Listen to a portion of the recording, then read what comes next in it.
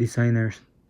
So I was trying to recreate this design aesthetic from this website, where they basically have an image and then they have this blur design component background.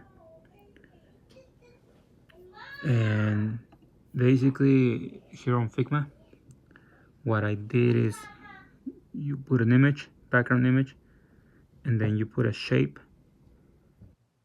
your background blur aesthetic, and that shape has to be 5% white or 2% white.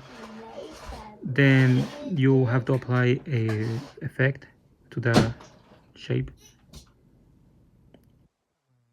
To have that effect, you're gonna be applying, you're gonna have multiple effects.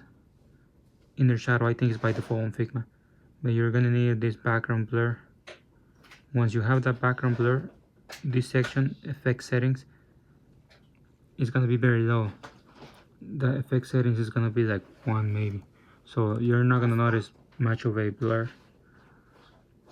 but you need to increase that value if you want to have more blur. Basically, I would increase it maybe something around there, 30, 40 blur.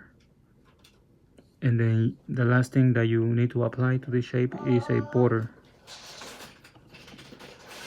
I have a border of a 0.5. That's pretty much it. On top of the background blur, you can put images, type, anything that you want, honestly. And that's how you create your aesthetic, the blur effect aesthetic.